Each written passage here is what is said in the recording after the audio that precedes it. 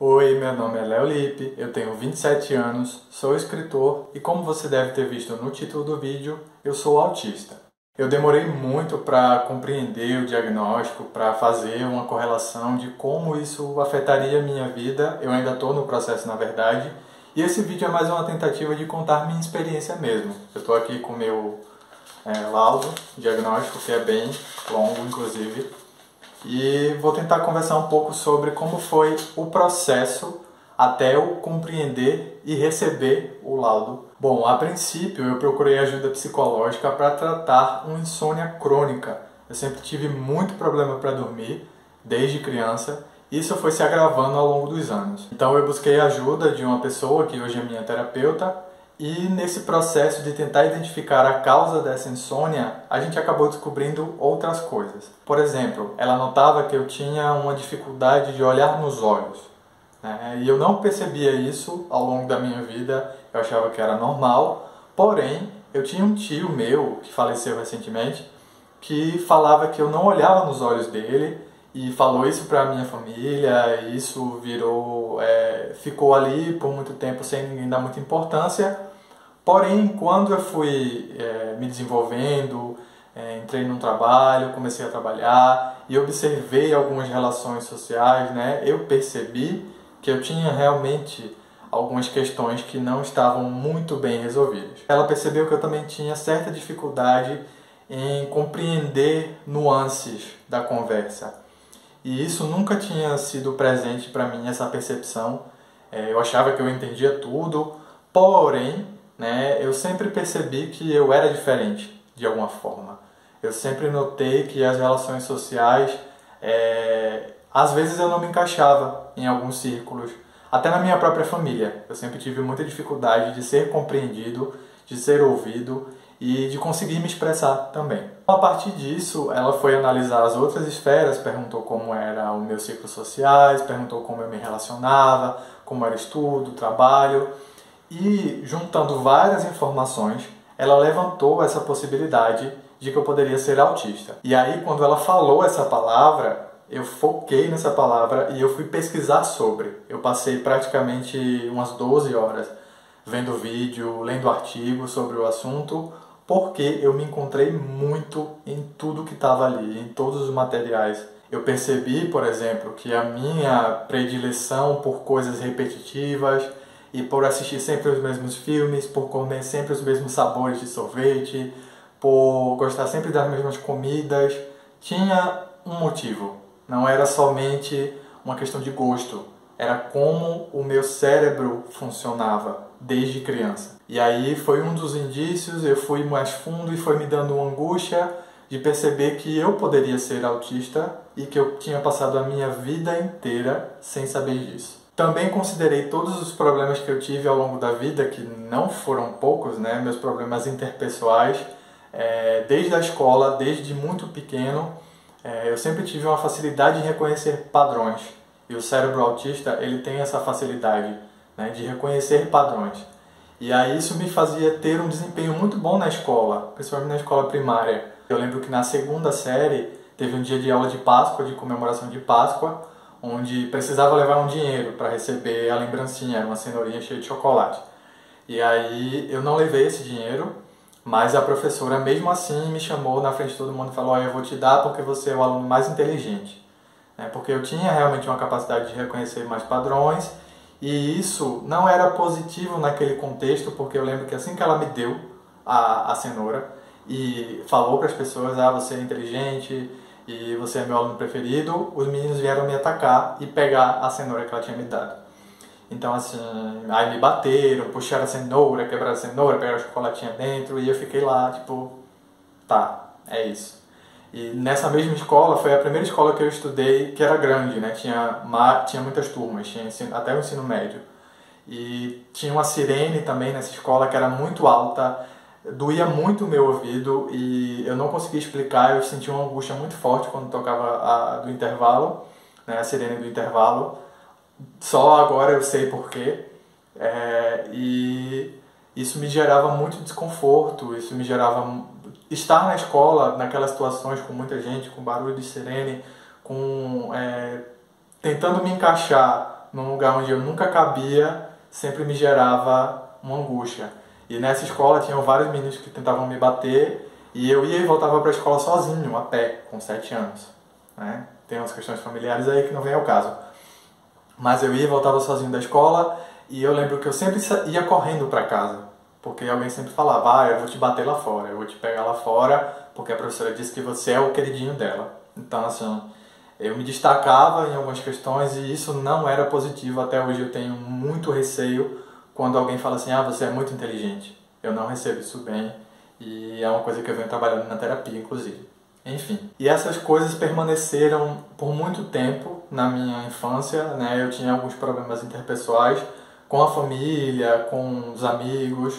E quando isso chegou ali no ensino médio, por exemplo, eu percebi que eu era muito ingênuo. Eu confiava demais nas pessoas. Por exemplo, eu falava para uma amiga assim, eu tô afim daquele menino. E eu não entendia que aquela pessoa não era minha amiga, eu não tinha essa noção. E aí ela contava para todo mundo e as pessoas criavam uma situação onde me colocavam num lugar onde ficava só eu e esse menino. E eu ficava olhando pra ele, né, porque eu não conseguia disfarçar. E aí todo mundo ficava, viadinho, gayzinho, não sei o quê. E eu ficava muito envergonhado. Teve muitas outras situações que eu não gosto tanto de lembrar, mas que me fizeram, né, perceber que eu era diferente, que às vezes eu era muito ingênuo, né, que eu não compreendia algumas questões. Ainda no ensino médio também, as minhas amigas ficavam tirando sarro da minha cara porque diziam que eu tinha alergia ao sol. E aí realmente toda vez que eu chegava na escola eu chegava me coçando e muito vermelho e tentando evitar o sol porque eu tinha hipersensibilidade ao sol e eu não sabia. E elas ficavam, esse menino, olha como ele é estranho, ele tem alergia ao sol. E aí virava todo uma questão, né? Por exemplo, vamos num shopping. Eu lembro que a primeira vez que eu fui num shopping, eu fiquei muito atordoado porque era muita gente, muito barulho, né? Eu lembro de entrar numa loja de roupa com a minha mãe e as lâmpadas que tinham lá nos provadores, senti muito no meu rosto, assim, e me deu uma vontade de desmaiar. Eu fiquei com a cabeça cheia de coisa, querendo sair dali correndo, e eu sempre falava, isso aqui, e aí as pessoas diziam, é frescura, é frescura, é frescura. Que vem outro ponto que eu vou falar no final desse vídeo, que é validar o que você sente no social, né? Eu, como pessoa autista, eu tive muita experiência de ter meus sentimentos invalidados, mas eu vou falar sobre isso depois. Quando chegou na vida adulta, que eu comecei a trabalhar, eu também percebi que as pessoas tinham comportamentos muito diferentes dos meus. Por exemplo, eu fazia as coisas sempre do mesmo jeito, né? Eu tinha uma rotina no trabalho e se aquilo não fosse seguido, eu me desconcertava, eu ficava improdutivo, eu não conseguia trabalhar mais, me dava muita crise e também comecei a perceber que as questões que eu tinha com o sensorial, né, eu tenho muito problema com luz muito forte, é uma coisa que me causa um cansaço e às vezes eu não consigo nem olhar, né, e também sons. Eu tenho muita agonia de sons muito agudos, é como se estivesse entrando na minha cabeça e abrindo várias camadas e fica muita informação, sabe? E aí eu percebi no trabalho que eu tinha isso, que não afetava as pessoas e que me afetava na vida inteira e às vezes eu falava, isso está me afetando, e as pessoas falavam, é frescura. Foram muitos indícios que me levaram até 3 profissionais, eu passei por 3 profissionais para poder pegar o diagnóstico e para receber esse laudo, que ele é bem extenso. Ele fala sobre tudo seu, ele fala sobre seu comportamento, ele fala sobre os seus sentimentos, né? E uma questão muito forte para mim, pelo menos, é a memória. Eu tenho uma memória de longo prazo muito forte, muito visual. Eu consigo me lembrar de muitos detalhes, desde muito criança. E isso foi invalidado pelas pessoas ao longo, enquanto eu crescia, né? Às vezes eu falava para alguém, eu lembro disso. Aí a pessoa falava, não, você não lembra, porque você era muito criança, né? Até com relação a algumas violências que eu sofri, algumas questões, eu dizia, foi isso que aconteceu. Aí a pessoa chegava para mim e falava, não foi isso, foi isso. Então, eu como pessoa autista, eu passei muito por esse processo das pessoas invalidarem o que eu sinto e como o meu cérebro funciona, porque é assim mesmo. Ó. Até aqui nesse coisa tem aqui nesse último parágrafo, que é: na testagem de memória, utilizando o instrumento TMR, Leonardo obteve pontuação de 28, percentil 90, estando na classificação superior, o que demonstra uma memória de reconhecimento acima da média. Então, assim, tá aqui, né, deu nos lados, na avaliação neuropsicológica, e posteriormente essa avaliação neuropsicológica é que veio ao meu lado. E aí o que é que mudou na minha vida, né?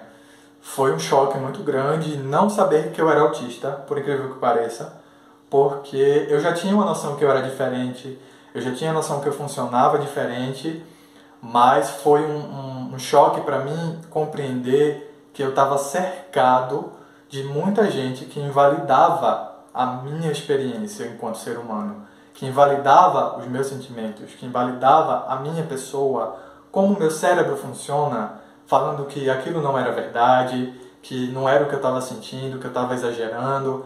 As pessoas sempre falavam assim, muito, calma, Léo, com qualquer situação. E isso me causava um desconforto muito grande de ser sempre aquele que exagera na reação, mas tinha motivo, entendeu? Meu cérebro estava assimilando tudo ao mesmo tempo. Ele estava assimilando o ambiente, o sonoro, o visual, as emoções, o social, que para mim não é uma coisa automática, né? Eu faço muito esforço para me comunicar e para conversar com uma pessoa, principalmente uma pessoa nova que eu não conheço. E eu tenho 3 hiperfocos muito presentes, que é a escrita, que está aqui presente no meu canal, a dança e mitologia, que é uma coisa que eu sempre estudei desde muito pequeno. Eu lembro de 6 anos estar lendo uma enciclopédia de mitologia. Tenho outros, que é como eu iniciei esse vídeo, que é com coisas que giram.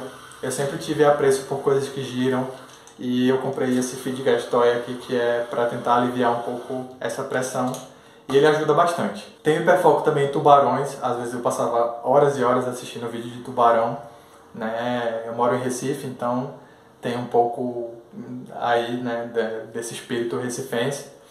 E tenho outros hiperfocos que vêm e vão de vez em quando, mas que faz tudo parte do autismo e eu não sabia. Principalmente quando eu vou para uma festa, por exemplo, eu não gosto tanto de estar ali o tempo inteiro, aí as pessoas não entenderam. Eu não gosto de carnaval, eu não gosto de São João. Não é que eu não goste da manifestação cultural, muito pelo contrário. Eu estudo bastante os ritmos do carnaval, os ritmos do São João, gosto muito do Chico Science, gosto muito de maracatu, mas estar ali na festa de carnaval, nas ladeiras de Olinda, por exemplo, no Recife Antigo, é uma coisa que eu nunca tive muito apreço. E hoje eu entendo o porquê, né? Estava tudo relacionado com o diagnóstico. A forma também com que eu converso com as pessoas, muita gente às vezes me fala que parece que eu estou analisando o comportamento dela. Isso gera desconforto nas pessoas, e eu entendo que gera desconforto, mas também é a forma que eu funciono. Eu preciso entender o que a pessoa está falando, porque o discurso tem nuances, e aí eu preciso avaliar para depois entender e formular, porque senão eu não consigo conversar.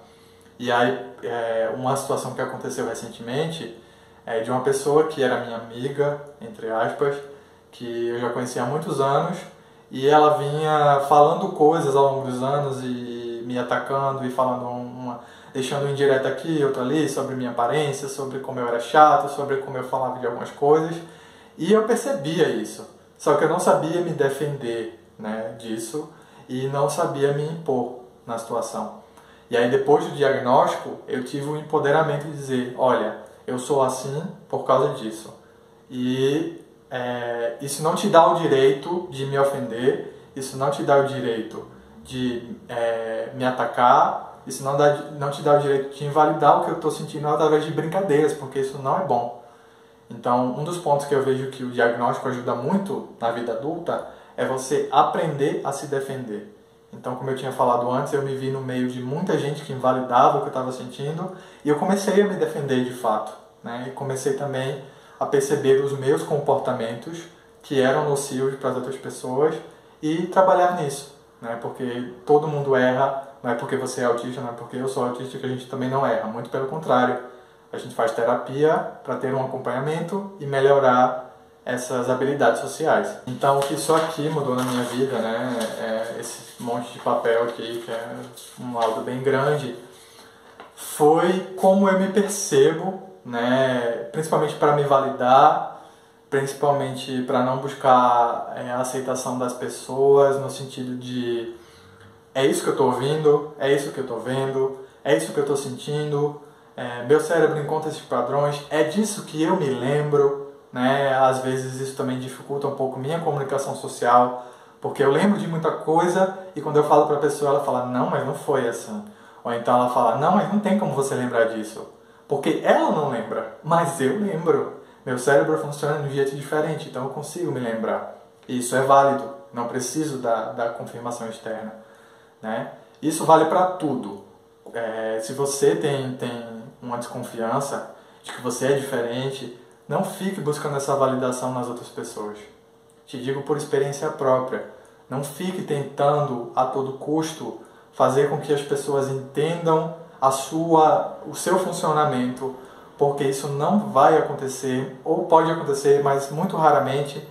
Mas eu te confesso que eu passei todos os anos da minha vida tentando me expressar e dizer para as pessoas neurotípicas, né, a maioria das pessoas neurotípicas que estavam ao meu redor, como eu funcionava, como eu enxergo o mundo, por que eu falo assim, por que eu falo de determinados assuntos e por que eu lembro de determinadas coisas, e isso nunca era levado em consideração.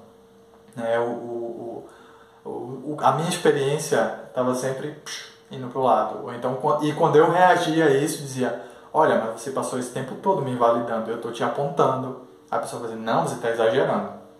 Então, assim, o diagnóstico, pelo menos para mim, ele trouxe esse empoderamento de me ajudar a me entender, a me compreender, a me respeitar e a me posicionar e dizer, não, isso que você está fazendo comigo é uma violência, eu não vou permitir. Se você também tem dúvidas de que você é autista e você puder buscar ajuda, eu te aconselho a buscar ajuda psicoterapêutica, neurológica, psiquiátrica, mas também eu te digo que você precisa se preparar muito para receber a resposta, para receber aquilo, porque eu, por exemplo, estou cortando muitas relações da minha vida, né? A minha vida está mudando muito, eu estou me vendo construindo novos ciclos e novas coisas baseadas em quem eu sou. E essa mudança, principalmente para quem é autista, é assustadora, né? Muitas vezes eu me pego em momentos de crise porque eu percebo que a minha vida está mudando muito, a minha cabeça está mudando muito. Então é isso, eu queria contar mais ou menos um pouco a minha experiência, até para deixar registrado aqui para mim, para o meu eu do futuro, quem sabe olhar e ver o quanto eu progredi, né? E como foi esse processo que não tem fim, né? O processo do autoconhecimento e o processo da busca por ser aquilo que a gente quer ser. Então eu sou o Léo Lippe, um jovem escritor recifense, e essa é a minha forma de ver o mundo.